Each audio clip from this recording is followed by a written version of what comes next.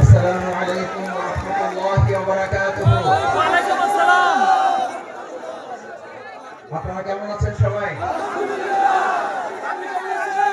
আপনারা ভালো আছেন সবাই?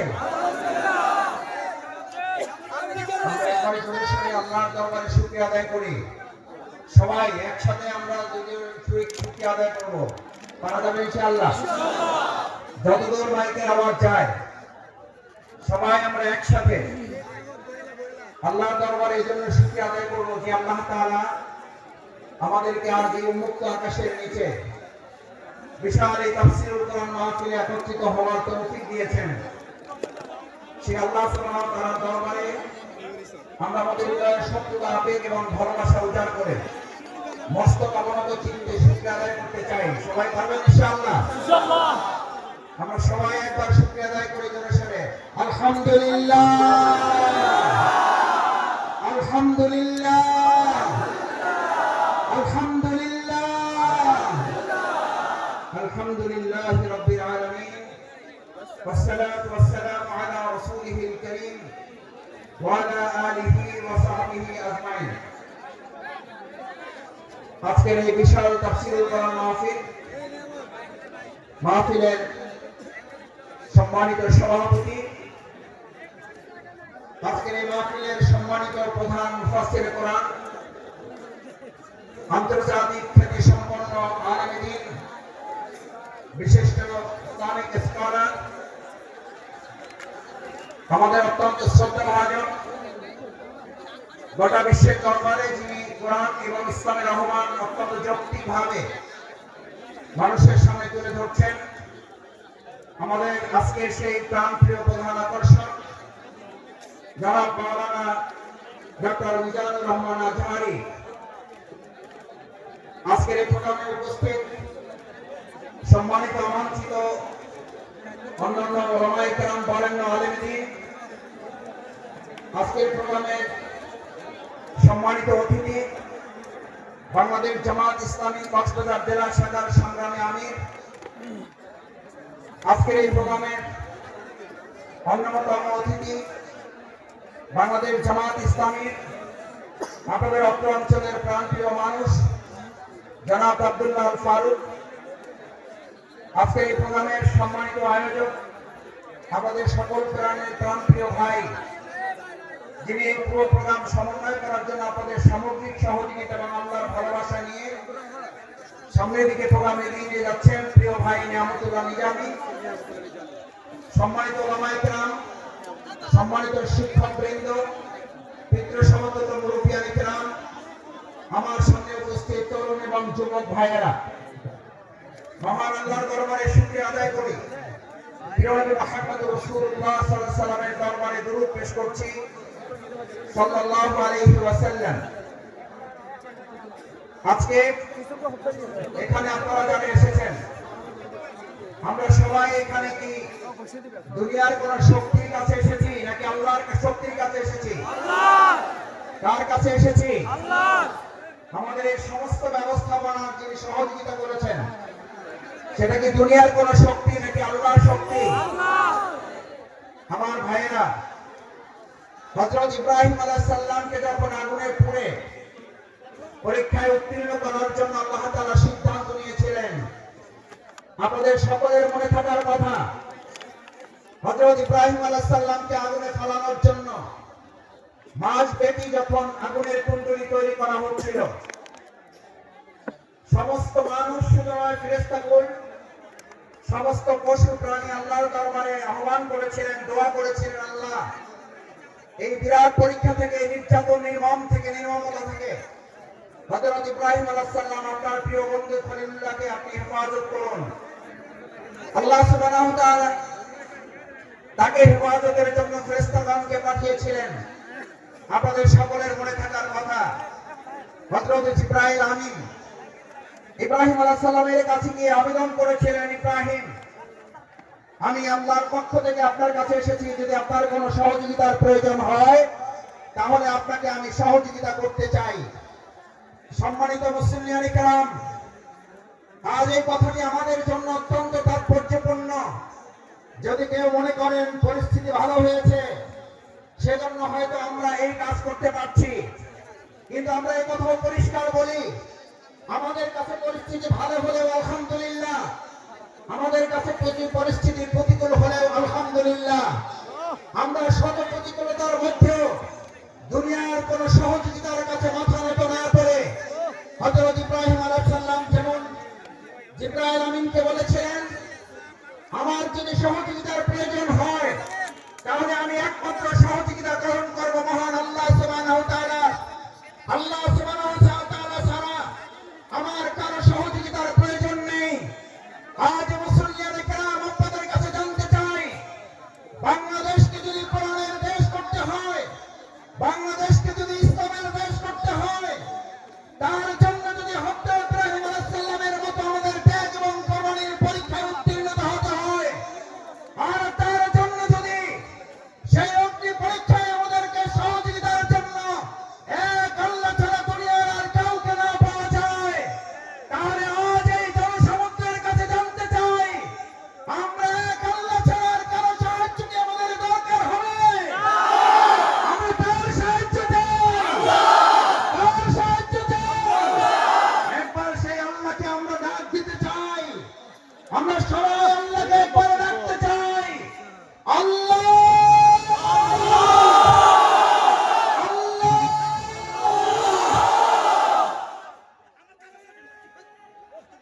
সম্মানিত ভাই এবং বন্ধুগণ, হযরত ইব্রাহিম আলাইহিস সালাম আল্লাহর সাহায্য চেয়েছিলেন। দুনিয়ার কোন মানুষ শুধু নয়, ফেরেশতাগণের সাহায্য তিনি নেননি। যে ইব্রাহিম আলাইহিস সালাম আল্লাহর সাহায্যের ভরসা করেছিলেন, সেই ইব্রাহিম আলাইহিস সালামকে আল্লাহ তাআলা সাহায্য করেছেন না করেন নাই? আগুনের মধ্যে তাকে বাঁধা রশিটা পর্যন্ত পুড়ে গেছে। হযরত ইব্রাহিম আলাইহিস সালাম আগুনে স্পর্শ করা তো দূরের কথা, হযরত ইব্রাহিম আলাইহিস সালাম সেই সময়, ওই সময়টুকু যা তিনি আগুনের মধ্যে অবস্থান করেছিলেন, সেই সময়টুকুকে বলা হয়ে থাকে তিনি তার জীবনের সবচেয়ে সুখী এবং আরামের জীবন যাপন করেছেন। সুতরাং কোরআনের জন্য যারা কথা বলবে, ইসলামের জন্য যারা কথা বলবে, কোরআন বাস্তবায়নের জন্য যারা কাজ করবে, ইসলাম বাস্তবায়নের জন্য যারা কাজ করবে, আজ এখানে আমরা যারা উপস্থিত হয়েছি, আমরা যদি আজ এখান থেকে সিদ্ধান্ত নিতে পারি আমাদের জীবনের সর্বস্বটুকু বিলিয়ে দেওয়া হলেও, যে কোরআনের ভালোবাসায় আজ আপনারা এখানে শামিল হয়েছেন, আপনারা কি কোনো ব্যক্তির আহ্বানে ভালোবাসা এসেছেন নাকি কোরআনের ভালোবাসা এসেছেন? কিসের ভালোবাসা এসেছেন? এই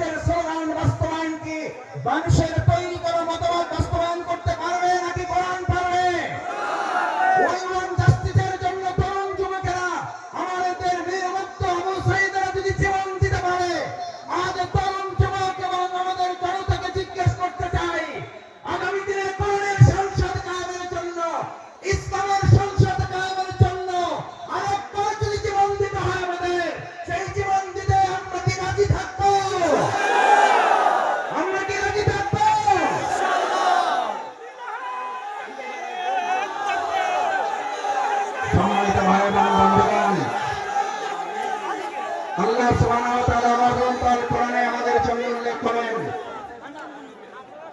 আল্লাহ তাআলা আমাদের জন্য উল্লেখ করেন, আফাহাসিবতুম আন্নামা খালাকনাকুম আবাসা ওয়া আন্নাকুম ইলাইনা লা তুরজাউন। আল্লাহ সুবহানাহু ওয়া তাআলা আমাদেরকে পৃথিবীতে প্রেরণ করে আমাদেরকে স্মরণ করিয়েছেন। তোমরা কি মনে করো যে তোমাদেরকে এমনিতে অর্থহীন ভাবে, টার্গেটলেস, এইমলেস, গোল শূন্য, কোন উদ্দেশ্যহীন ভাবে তোমাদেরকে আমি পৃথিবীতে প্রেরণ করেছি? অথচ তোমাদেরকে তোমাদের কাজ সম্পন্ন করে আবার আমার কাছে ফিরে আসতে হবে না। আমাদের সম্মানিত ভাই এবং বোনেরা, আমার পর্দার আড়ালের মা বোনেরা যারা আছেন এখানে আজ যারা উপস্থিত হয়েছে, আমাদেরকে কথা ভালো করে মনে রাখতে হবে।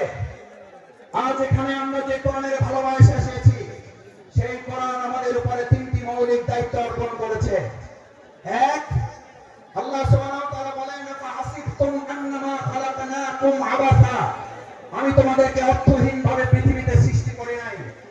আমি তোমাদেরকে পৃথিবীতে সৃষ্টি করেছি একটা গুরুত্বপূর্ণ উদ্দেশ্য নিয়ে। সেই উদ্দেশ্য সম্পর্কে আল্লাহ তাআলা পরিষ্কার রোডম্যাপ ঘোষণা করেছেন। এখন আমাদের দেশের অর্থনীতি সংস্কারের প্রশ্ন উঠছে, আমাদের দেশের রাজনীতি সংস্কারের প্রশ্ন উঠেছে, পররাষ্ট্রনীতি সংস্কারের প্রশ্ন উঠেছে।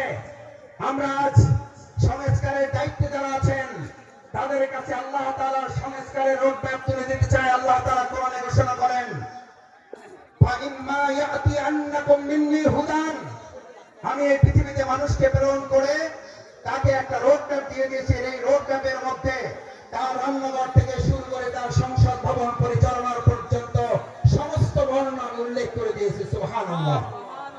আমার ভাইয়েরা, মহাগ্রন্থ আল কোরআনের মধ্যে যে রোডম্যাপ আল্লাহ উল্লেখ করেছেন, ফামান তাবিআ হুদায়া, যদি এটাকে ফলো করে, যদি এটাকে অনুসরণ করে, যদি এটাকে মেনে চলে, তাহলে আল্লাহ ঘোষণা দিচ্ছেন, কোন প্রধানমন্ত্রী না, কোন প্রধান উপদেষ্টা না, কোন উপদেষ্টা বৃন্দগণ নন, কোন জাতিসংঘের মহাসচিব নন, এক আল্লাহ সুবহানাহু ওয়া তাআলা ঘোষণা দিয়েছেন, ফামান তাবিআ হুদায়া, তাহলে তোমরা রোডম্যাপের আসল রাস্তা খুঁজে পাবে। আমরা আজ বাংলাদেশের বর্তমান দায়িত্বে যারা আছেন তাদের কাছে মহাগ্রন্থ আল কোরআনের আহ্বান পৌঁছে দিয়ে বলতে চাই, বাংলাদেশকে যদি যথাযথ সংস্কারের মাধ্যমে তার আসল রোডম্যাপে পরিচালনা করতে হয়, তাহলে মহাগ্রন্থ আল কোরআনের আইন দিয়ে ছাড়া মানুষের তৈরি করা কোন চিন্তাতন্ত্র, মতবাদ দিয়ে পুরনো সংস্কার করা সম্ভব হবে না। ভাই এবং বন্ধুগণ, আল্লাহ তাআলা বলেন, যদি এটাকে ফলো করো, হুদায়া, তার সঠিক পথ পাবে। আচ্ছা, আপনাদের কাছে জিজ্ঞেস করি, যদি কোরআন অনুসরণ করার মধ্যে দিয়ে সঠিক পথ পাওয়ার কথা বলা হয়, তাহলে আমাদের কাছে এই প্রশ্ন ওঠা স্বাভাবিক নয় যে কোরআন বাদ দিয়ে যে কোনো পথ অবলম্বন করলে ওটা সঠিক নয়, ওটা গোমরাহের পথ। কোরআন যদি আল্লাহর পথ হয়, তাহলে কোরআনের বাইরে যে মত আছে, পথ আছে, সমস্ত মত এবং পথ ইবলিসের পথ। ইমানদাররা কখনো কোরআনের পথ, আল্লাহর পথ বা ইবলিসের পথে হাঁটতে পারে না। আজ আমাদের এই কোরআন দায়িত্ব নিয়েছে, ফামান তাবিআ হুদা, তাহলে তোমরা সঠিক পথ পাবে, আসল পথ পাবে। আমাদের এই প্রিয় মাতৃভূমি বাংলাদেশ স্বাধীন হওয়ার 53 বছর পার হলেও আমরা কি অর্থনৈতিক মুক্তি পেয়েছি ভাইয়েরা?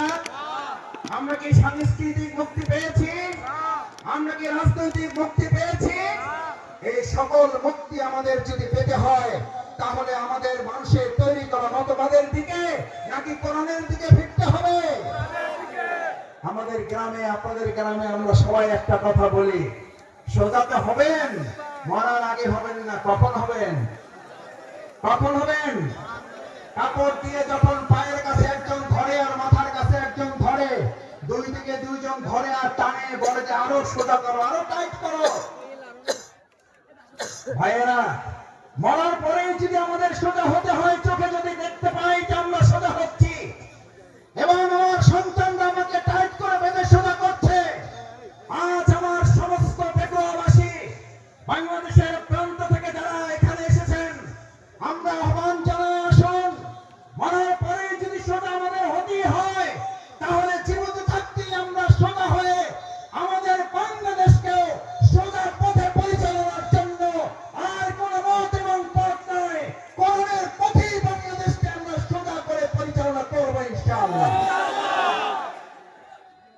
দ্বিতীয় যে দায়িত্ব আল্লাহ তাআলা আমাদেরকে দিয়েছেন, ফামান তাবিআ হুদায়া ফালা খাউফুন, কোনো ভয় নেই তোমাদের।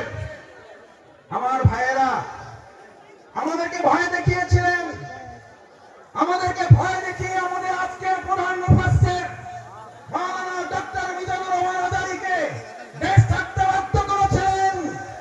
আজ এসে দেখে যান, আপনি নেই, মাঝে আমাদের ডক্টর মাওলানা মিজানুর রহমান শুধু নেই, তার লক্ষ লক্ষ ভালোবাসার মানুষেরা পেটুয়া শুধু নয়, গোটা বাংলাদেশকে আজ আলো ছড়িয়ে দিয়েছে। আপনারা সাইদি সাহেবকে হত্যা করেছেন, এক সাইদির অনুপস্থিতিতে লক্ষ সাইদি আমাদের তৈরি হয়ে কোরআনের পাঠ পড়ছে।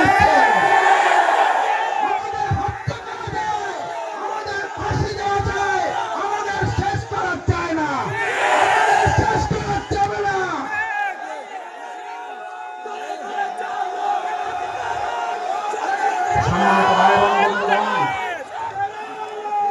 সম্মানিত ভাই এবং বন্ধুগণ, সুতরাং আমাদেরকে আপনি ভয় দেখাবার কে? যারা আমাদেরকে ভয় দেখিয়েছেন, 17 বছর এই বাংলাদেশের 18 কোটি নাগরিককে আপনারা ভয় দেখিয়েছেন। শেষ পর্যন্ত আপনারা ভয় দেখাতে দেখাতে এতটা ভয় পেলেন যে আপনারা দেশের জেলখানায় পর্যন্ত জায়গা হলো না, আপনাদেরকে দেশ ছেড়ে পালাতে হলো।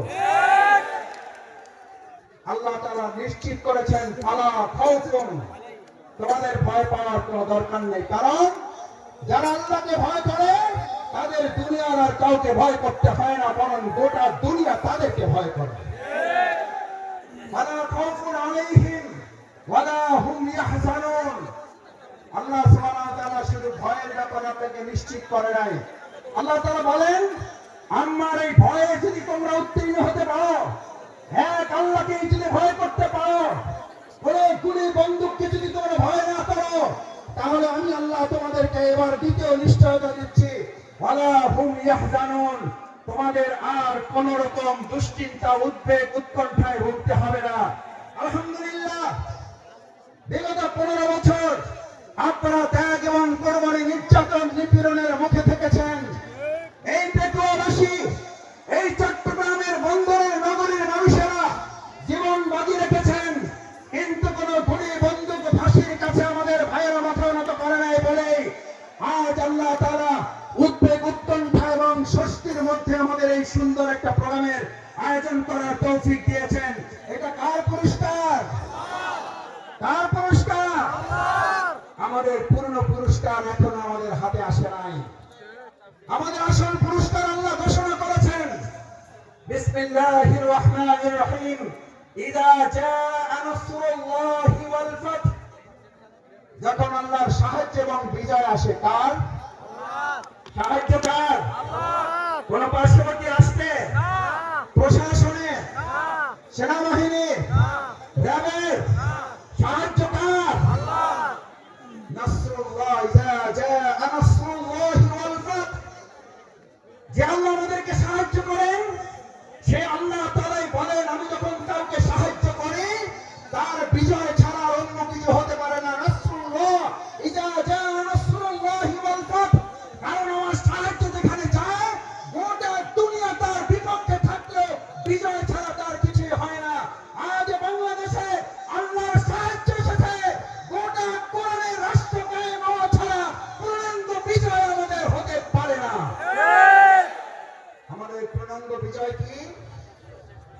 আমাদের পূর্ণাঙ্গ বিজয় শুধু একজন এমপি হওয়া নয়, আমাদের পূর্ণাঙ্গ বিজয় শুধুমাত্র একজন মন্ত্রী হওয়া নয়, আমাদের পূর্ণাঙ্গ বিজয় শুধুমাত্র একজন রাষ্ট্রপতি হওয়া নয়, আমাদের পূর্ণাঙ্গ বিজয় শুধু একজন প্রধানমন্ত্রী হওয়া নয়, আমাদের পূর্ণাঙ্গ বিজয় শুধুমাত্র ইসলামী দল ক্ষমতায় যাওয়া নয়, আমাদের পূর্ণাঙ্গ বিজয় হচ্ছে আলা লাহুল খালকু ওয়াল আমর, সৃষ্টি যার, আইন চলবে তার।